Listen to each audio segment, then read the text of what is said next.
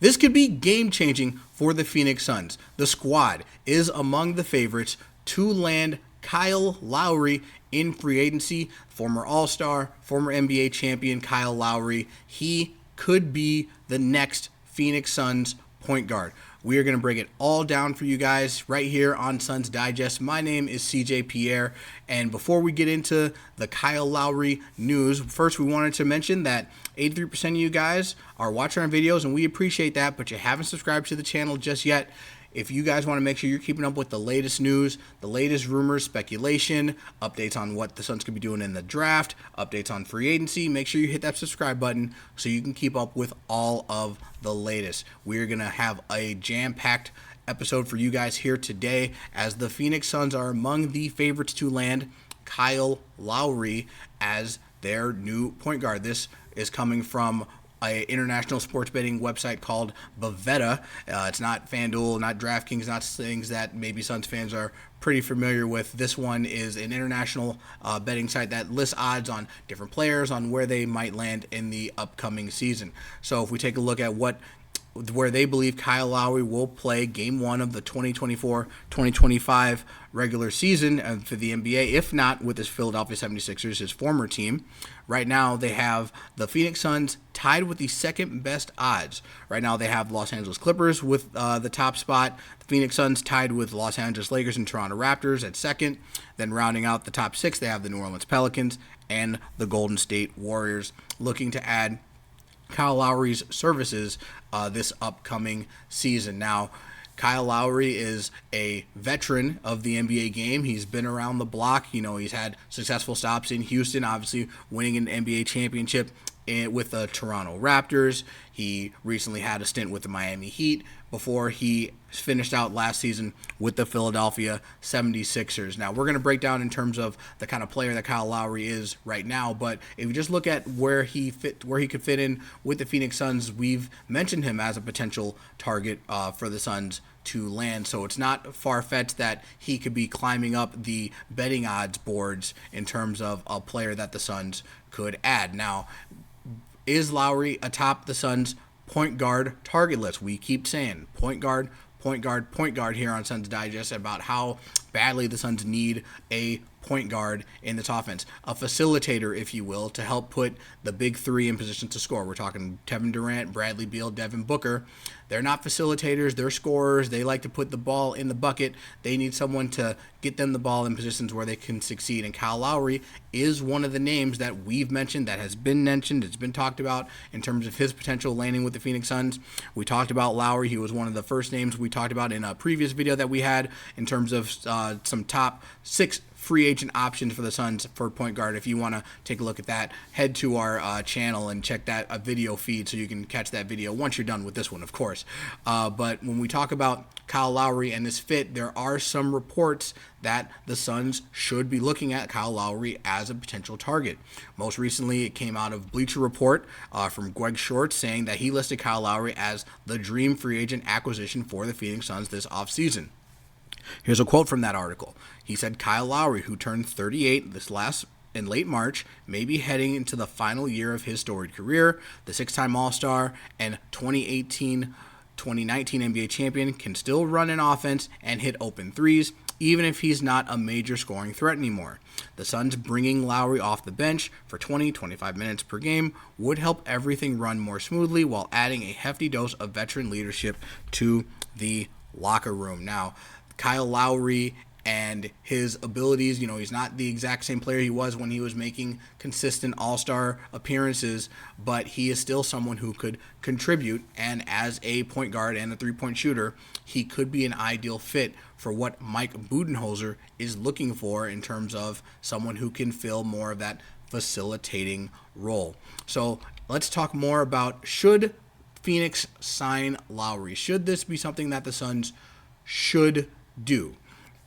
There's two different minds that you got to take about it. One, you have to take a look in terms of what Lowry can contribute to the team and what his abilities would be to help make things better for everyone around him, and the possibility that it can happen, right?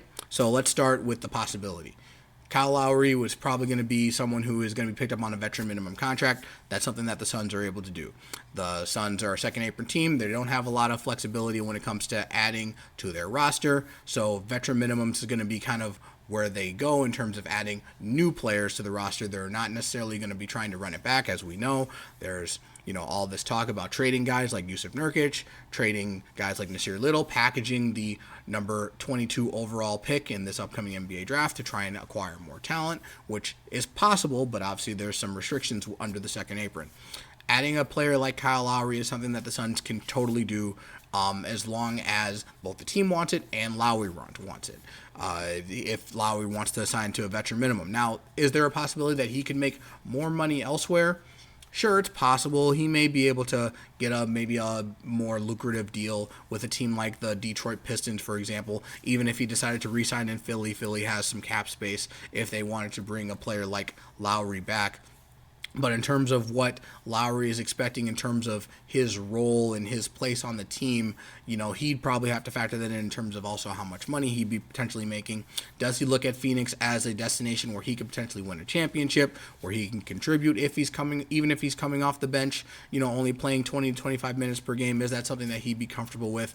That remains to be seen. As far as what Lowry can contribute on the court, let's just take a look at his stats from this last season.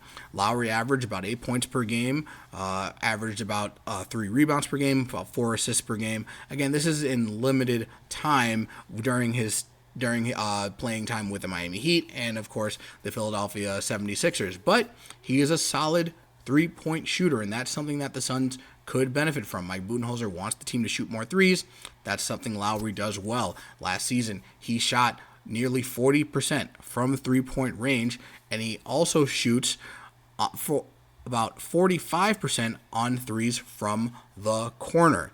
Now, there's also this added factor that a lot of his threes are assisted, but he mainly shoots from the three-point line. So he would be an ideal fit for something that Mike Budenholzer would have to do. He's someone who can, shoot off of drives to the basket from guys like Booker, from guys like Beal, spot up in the corner, and let it rip. I feel like Kyle Lowry would be a great addition to what they're trying to do. He's a veteran presence. He's been around the block, former NBA champion, and he's someone that could really help galvanize the team in terms of his ability to be a leader on the court and in the locker room.